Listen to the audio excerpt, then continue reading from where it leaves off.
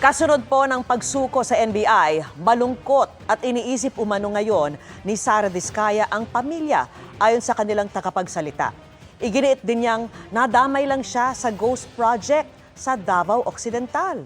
Buwelta ng DPWH, klaro ang ebidensya laban sa kanya. At nakatutok si John Consulta. Pasado alas 3 ng hapon nang dumating sa tanggapan ng NBI ang tagapagsalita ng mga Diskaya na si Attorney Cornelius Samaniego. Pagkalipas ng 2 oras, humarap siya sa media para magbigay ng update sa lagay ng kanilang kliyenteng si Sara Diskaya. Maayos naman siya doon sa taas. Nalulungkot lang siya. Siyempre, may kasong na-file sa kanya sa Davao. At dahil doon, ang iniisip niya yung pamilya niya.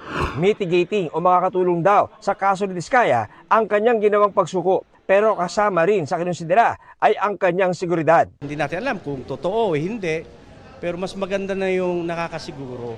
Diba? Siyempre, ang mga tao na nagagalit sa kanila at hindi naiintindihan ng sitwasyon,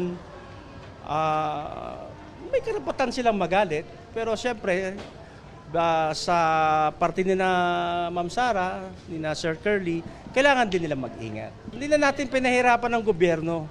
Ito'y nagpapatunay lang na si Ma'am Sara, si Ma'am Rimando ay malinis ang kanilang konsensya. Sabi ni Samaniego, ang restitution o ang pagbabalik ng pera o ari-arian ang nagpabago sa isip ng kanilang kliyente. Kaya ito umatras sa pagiging posibleng state witness. Nung nandun na kami, nag-iba yung ihip ng hangin kasi restitution naman ngayon ang gusto muna. Hindi naman talaga requirement na mag-restitute ka. Okay. Korte lang ang talagang nagbibigay ng order kung magbabayad ka ng civil liability or magre-restitute ka ng ganitong amount. Pero para kay DOJ Prosecutor General Fadulyon, kahit wala sa batas ang restitution, dapat lang daw na babawi ng publiko ang anumang pwedeng babawi. I think it is only right that the people get back whatever they can from those who are responsible in committing the crimes. We will not be chasing after them. We will not be di namin sila liligawan. Kung gusto nila at meron silang gustong ibigay na impormasyon dito, gusto talaga nila makipagtulungan, makikinig kami. Sinagot naman ni DPWH Secretary Vince Dizon ang pahayag ni Diskaya sa isang panayam na nadamay lang siya sa kasong Ghost Project sa Davao Occidental na may project cost na 96 million pesos. May kaso na siya, pagabas na yung arrest warrant niya, doon siya magpaliwanag sa presinto. Pero para sa amin, klarong-klaro ang ebidensya laban sa kanila. St. Timothy Construction Corporation ang kontraktor ng proyektong ito. Sabi ni Dizon, bayad ng buo ang proyekto pero walang naitayo. Isa lang daw yan sa mga ghost project ng mga Diskaya. Yung sasabihin niya na nadamay lang siya, wala siyang kinalaman.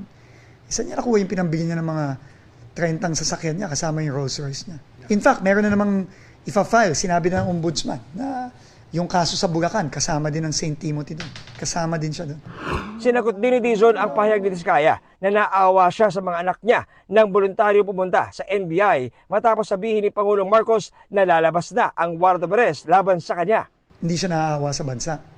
Hindi siya naaawa sa yung mga taong nandun sa mga area na dapat may flood control na ginose project nila na hanggang ngayon binabaha. Siguro dapat doon maawa siya sa mga taong yun.